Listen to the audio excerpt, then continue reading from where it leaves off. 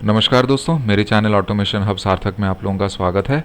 और आज का टॉपिक हिंदी में रहेगा सॉफ्ट असर्शन के बारे में कि सॉफ्ट असर्ट क्या है।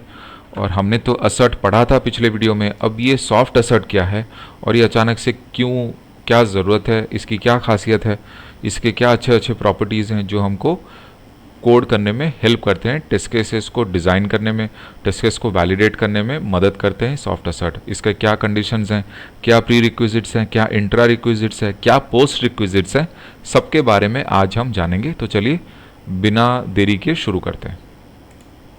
तो आप आ जाइए मेरे यूट्यूब चैनल वाले पैकेज के ऊपर और मैं न्यू क्लास बनाऊंगा हिंदी वाला, Hindi underscore soft assert learning.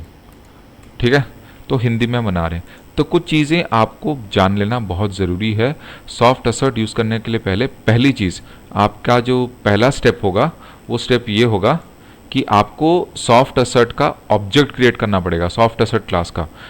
आपको ये करना पड़ेगा, you have to create a class of you have to create an object of soft assert class. आपको ये करना ही है, ये फर्स्ट स्टेप है। ये हार्ड असर्ट में ज़रूरत नहीं है, लेकिन ये सॉफ्ट असर्ट में ज़रूरत है। ठीक है, तो ये आपको पहली चीज़ करनी पड़ेगी। फिर स्टेप टू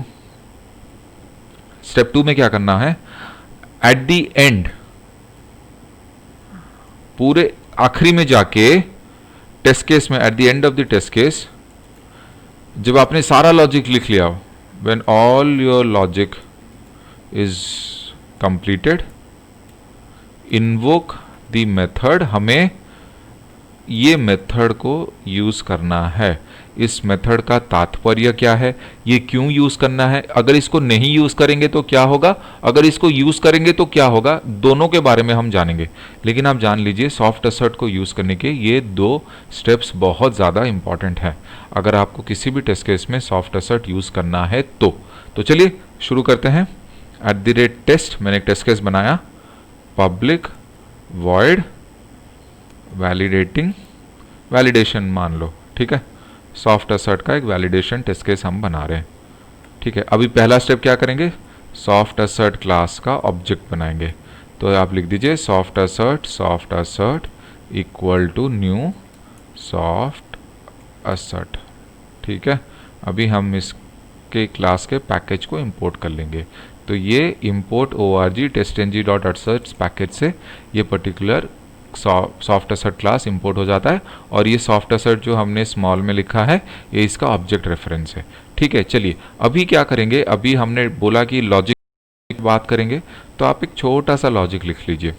आप एक लॉजिक लिखिए, जैसे कि फॉर एग्जांपल मैं थोड़ा सा इंग्लिश और हिंदी वीडियो में थोड़ा चेंज करूँगा, इंट आई इक्वल्स टू 20। ठीक है, और मैं इधर लिखूंगा इंट j इक्वल्स टू 25। ठीक है, SYSO I प्लस j। ठीक है, अभी मैं यहाँ पे सॉफ्ट असर्ट यूज़ करता हूँ, soft assert dot soft assert dot assert true, Boolean condition में यहाँ पे ट्रू दूंगा। ठीक है, फिलहाल के लिए मैं ट्रू दे रहा हूँ। ठीक है, अभी मैं एक ही टेस्ट केस को, एक ही लॉजिक, देखो लॉजिक एक है, यहाँ पे आपने ऑब्जेक्ट बना दिया सॉफ्ट असर्ट क्लास का, यहाँ पर आपने एक छोटा सा लॉजिक दिया और यहाँ पे आपने असर्शन दिया। देखिए ये पार्ट हो गया लॉजिक, ये पार्ट हो गया ऑब्जेक्ट क्रिएशन। ठीक है, ये पार्ट हो गया आपका सॉफ्ट असर्शन वैलिडेशन। ठीक है, या वैलिडेशन जो भी आप बोल सकते हो। ठीक है, तो अभी देखिए ये एकदम ट्रू वैलिडेशन है, इसमें कोई गड़बड़ी नहीं है, ना ही मैं इसमें ये वाला स्टेप इंट्रोड्यूस भी नहीं कर रहा। ठीक है, अभी इसको बिना इंट्रोड्यूस करे इसको चेक करते हैं क्या है। इसको दे दिया हमने, देखते हैं ये टेस्ट केस का आउटपुट भी निकल गया 45। ठीक है, अभी हम लोग इसका लिख देते हैं, सम इज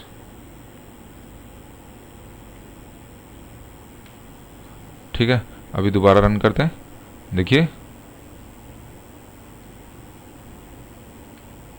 सम इज 2025 आ गया। क्यों? क्योंकि ये ऐड हो गया i प्लस जे के साथ, तो यहाँ पर हम वो कर देते हैं। ठीक है, अभी इसको रन करते हैं, बराबर है। ठीक है, ये हो गया, पास हो गया, वैलिडेशन हो गया। ठीक है, चलो मान लो मैं यहाँ पर पहला लॉजिक है, दिस इज फर्स्ट लॉजिक। मैं यहाँ पर कुछ एक्स्ट्रा इसी पर्टिकुलर टेस्ट केस के अंदर, इसी टेस्ट केस के अंदर मैं और एक लॉजिक देने की कोशिश कर रहा हूँ। ठीक है, Boolean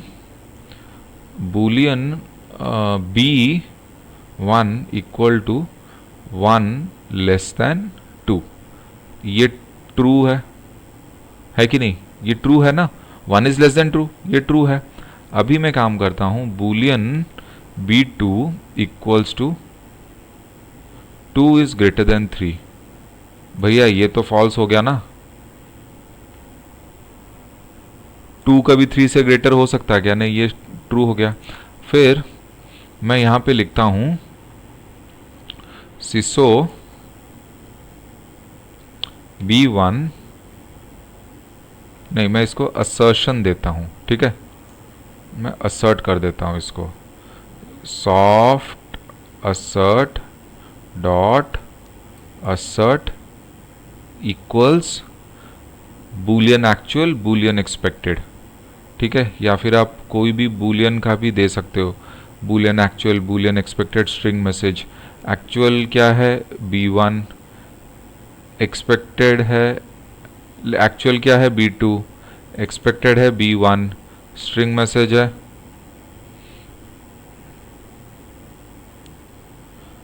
B2 is a wrong statement. ठीक है, अभी ये कर दिया हमने, soft assert dot assert equals. तो ये क्या है? ये पास होगा, ये फेल है? आप खुद बताइए ना। यहाँ पर हमने असर्ट इक्वल्स, ये इक्वल थोड़ी है, ये ट्रू और फॉल्स कभी इक्वल नहीं हो सकते। मैंने जानबूझ के वैलिडेशन दे रहा हूँ। तो चलिए अभी रन करते हैं, देखते हैं आउटपुट इसका पास ही आएगा, आउटपुट में कोई गड़बड़ी नहीं आएगी, ये पास आएगा। लेकिन ये जो आउटपुट है ना गलत है। ये गलत आउटपुट क्यों दिखा रहा है? यहाँ पर तो लॉजिक सही है, लेकिन यहाँ का जो लॉजिक है ये तो फेल किया ना, टेस्ट केस ने फेल किया इस लॉजिक ने, लेकिन फिर भी आउटपुट पास आ रहा है। इस मुद्दे को हटाने के लिए हमें ये करना पड़ता है, डॉट असर्ट ऑल। ठीक है, अभी इसको पहले आउटपुट देखते हैं, फिर मैं आपको बताऊंगा कि यहाँ पर ये करने से हुआ क्या। इसको थोड़ा ऊपर ले लेते हैं जगह। हाँ, अभी आप देखिए ये डालने के चक्कर में क्या चेंजेस हुए। Okay, save. देखिए अभी टेस्ट केस फेल किया, बराबर। B2 is a wrong statement expected, true but found false.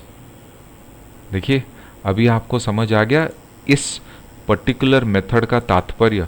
इसका इंपॉर्टेंस ये है कि ये this will give all the exceptions within the test case and it should be the last statement inside a test case। जो भी logic लिखना है इससे पहले लिख लो इस पर्टिकुलर टेस्ट केस में। देखिए सॉफ्ट असर्ट की क्या खासियत है, हार्ड असर्ट क्या करता है? हार्ड असर्ट जहां पर भी उसको एक लॉजिक गलत मिला टेस्ट केस के अंदर को, बाकी के लॉजिक को एग्जीक्यूट करेगा ही नहीं, वो दूसरे टेस्ट केस में चला जाएगा। लेकिन सॉफ्ट असर्ट का ये फंडा है कि अगर उसको लॉजिक या उसका वैलिडेशन गलत भी मिला ना, वो दूसरे लॉजिक पे आता है। हार्ड असर्ट वो दूसरे लॉजिक पे आएगा ही नहीं। अगले वीडियो में आपको बताऊंगा कि हार्ड असर्ट और सॉफ्ट असर्ट एक्चुअली कैसे डिफरेंटली काम करते हैं। तो क्योंकि सॉफ्ट असर्ट थोड़ा सॉफ्ट है, उसका दिल थोड़ा पिघला हुआ है, तो इस चक्कर में वो दूसरे लॉजिक को भी एग्जीक्यूट करने का मौका देता है। और अगर वो लॉजिक गलत भी हो ना, तब भी वो नेक्स्ट लॉजिक पे आता है अगर within the same test case हो। और जब तक टेस्ट केस के सारे लॉजिक्स खत्म नहीं हो जाता, वो दूसरे टेस्ट केस पे जाता ही नहीं। लेकिन हार्ड असर्ट क्या करता है? जहां पर भी उसको पहला लॉजिक गलत मिला एक पर्टिकुलर टेस्ट केस में, वो बोलेगा ना भैया यहाँ पर फेल हो रहा है, आगे का लॉजिक में देखना ही नहीं है मेरे को, मैं दूसरे टेस्ट केस पे जाता हूँ। ये हार्ड असर्ट करता है। तो ये सॉफ्ट असर्ट ऐसे कर नहीं पाता। सॉफ्ट असर्ट सारे लॉजिक्स को एग्जीक्यूट करता है, लेकिन फिर भी वो टेस्ट केस को पास कर देता है। तो वो उसके इस पास करने के अंदाज को अननेसेसरी रोकने के लिए हमें ये यूज़ करना पड़ता है असर्ट ऑल। तो असर्ट ऑल का इम्पॉर्टेंस यही है कि जो भी एक्सेप्शंस होते हैं लॉजिक में in the same test case में जो भी एक्सेप्शन होता है लॉजिक में, ये मेथड की वजह से वो लॉजिक बाहर आता है, वो लॉजिक एक्चुअल आउटपुट में कन्वर्ट होके राइट रिजल्ट दिखाता है। अगर आप इसको नहीं यूज़ करेंगे तो सॉफ्ट असर्ट के अंदर एक पर्टिकुलर टेस्ट केस के अंदर चाहे 10 लॉजिक गलत क्यों ना हो और एक लॉजिक सही क्यों ना हो, फिर भी वो सबको पास कर देगा। ठीक है, तो ये जो स्टेप है ना, स्टेप नंबर 2, ये स्टेप नंबर 2 असल में ये बहुत ज़्यादा इंपॉर्टेंट है। ये मेथड को आप बिना पास किए सॉफ्ट असर्ट का एग्जैक्ट रिजल्ट नहीं निकाल सकते, तो ये बहुत ज़्यादा इंपॉर्टेंट है। मैं उम्मीद करता हूँ कि आपको ये वीडियो पसंद आया होगा और समझ आया होगा, और सॉफ्ट असर्ट के ऊपर और ये असर्ट ऑल होता क्या है, क्योंकि देखिए गूगल में आप जाएंगे तो इतने डिटेल में कोई आपको एक्सप्लेन करेगा नहीं एक्चुअली ये मुद्दा क्या है, क्यों। और आप यहाँ पे 3-4 और लॉजिक बनाइए, आप यहाँ पर एक लॉजिक बनाइए, ठीक है, और एक लॉजिक बनाइए, और 1-2 लॉजिक को पास फेल कीजिए और इसको हटा दीजिए, मतलब इसको कमेंट मार के रन कीजिए, वो पास कर देगा। फिर जैसे ही आप इसको ये लगाएंगे तो एक्चुअल आउटपुट देगा। तो उम्मीद करता हूँ आपको ये वीडियो समझ में आया होगा, पसंद आया होगा। और अगर आपको ये वीडियो पसंद आया है, लॉजिक समझ में आया है, तो प्लीज़ मेरे चैनल को सब्सक्राइब कर दीजिए, और बहुत ज़्यादा पसंद आया होगा तो वीडियो को लाइक कीजिए और आगे शेयर कीजिए। Thank you so much. सार्थक है साइनिंग ऑफ।